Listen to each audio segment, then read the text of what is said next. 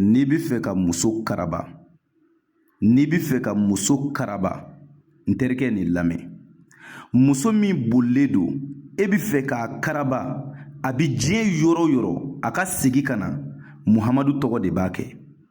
Ou bien muso min murutilen don a cɛ ma i bɛ fɛ k'a karaba cɛ ye a ka kɛ cɛ sago ye. Ni cɛ ye fɛn o fɛn fɔ a kana se ka fosi bɔ cɛ ta la Muhamadu tɔgɔ de b'a kɛ.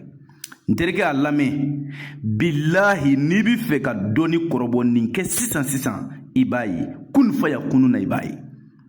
I b'i jija i bɛ papiye jɛman dɔ ɲini nin cogoya in na i bɛ Muhamadu tɔgɔ sɛbɛn a kan siɲɛ 4 n'a ka di i b'a sɛbɛn siɲɛ 7.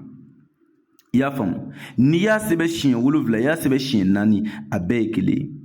O tumana mimu fɔlɔ minnu filɛ nin ye i bɛ muso tɔgɔ don yan ka muso tɔgɔ don yan ka muso tɔgɔ don yan ka muso tɔgɔ don yan. I bɛna mimu filanan ninnu i bɛ cɛ tɔgɔ don yan ka cɛ tɔgɔ don yan ka cɛ tɔgɔ don yan ka cɛ tɔgɔ don yan. I y'a faamuya? I bɛ sɔrɔ ka papiye jɛman in ta i b'a fara yan de. I y'a faamu? I b'a fara ka da muha la, muha ka taa kote kelen na, madu ka taa kote kelen na. I y'a faamu? O tuma muha bi kote min na ni muso tɔgɔ b'o kɔnɔ i b'o kurukuru k'o kɛ sɛbɛnden ye. I bɛ taa siri yiri kɛnɛ na mais yiri min ka ɲi a la kosɛbɛ o ye si de ye. I y'a faamu? Madu bɛ min na i b'o don cɛ ka so kɔnɔ, cɛ b'o don a ka so kɔnɔ. Wallahi billahi n kalina ala la n'i ye nin kɛ nin kɛcogo la n terikɛ muso bɛ segin ka na sa. Al'o furati n'a y'i jabolo ni cɛ o cɛ ye nin k'a muso kama muso bɛ segin ka na. Mais ni muso seginna ka na saraka b'a la dɛ. I y'a faamu? N'i y'a kɛ ni muso seginna ka na a saraka i b'i jija i b'o bɔ. I bɛ saraka in dɔn wa? O ye dakisɛ sɛ de ye. I bɛ dakisɛ sɛ dɔ ɲini i b'a faga k'a saraka o y'a bannen ye o la kɔlɔlɔ foyi t'i sɔrɔ a la bilen. I y'a faamu? Garibukɛ ye nin d'i ma ala kama. Cɛ o cɛ muso murutila nin ta a kama. Malakɛ jija i ka video in partager quoi. Maa minnu bɛ yen n'u kamana gannen don musoko la, u muso murutilen don, dɔw muso bolilen don, n'olu ye nin sɔrɔ k'a baara, u muso ka sabati u ka furu la, wallahi e min kɛla sababu ye o k'a sɔrɔ e yɛrɛ bɛ dɔ sɔrɔ a baraji la. O tuma ala k'a faamu ko ɲuman dan bɛɛ ma. Ala k'o kɛ alaya kama sɔli ala rasuli. Nin kɔfɛ maa min bɛ fɛ ka nafolo yɛrɛ sɔrɔ n y'a f'i ye sura 1 bi kuranɛ kɔnɔ n'o ye suratul waqi'a ye. Suratul waqi'a ale ka teli nafolo ko fɛ o ye teliya dan ye. I y'a faamu? A saraka ye sɛ jɛma den 3 de. Mais ale baara an b'a kɛ mɔgɔw ye 30,000 mais n'a ka di ye i b'i ka wari kilancɛ 15,000 sara fɔlɔ an'i ka sɛden 3 sɔngɔ.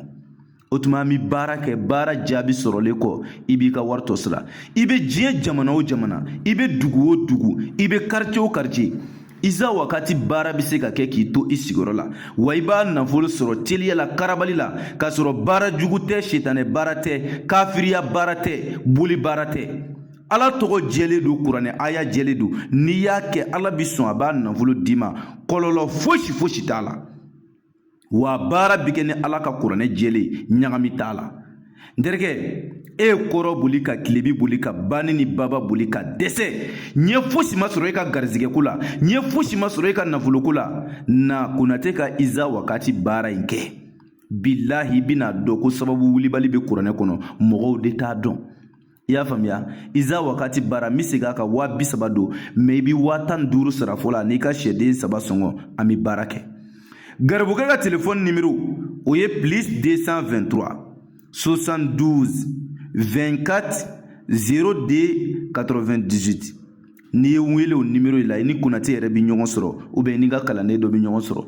N bɛ segin numéro in kan +223 72 24 02 98. N'i ye weleli kɛ sisan k'i mako bɛ iza wakati baara la ni ala sɔnna i ni Konate bɛna ɲɔgɔn sɔrɔ sisan n'a bɔra min na diɲɛ b'a lakali. Ala k'a faamu ko ɲuman dan bɛɛ ma. C'est à dire a ye nin kɔrɔbɔ dɔrɔn minnu muso murutilen don ou bien minnu muso bolilen don u k'a kɔrɔbɔ k'a lajɛ ala bi sɔn muso bi k'i sago ye. O tuma n bɛ dugawu kɛ bɛɛ ka dugawu ɲini bɛɛ fɛ hakɛto b'a ka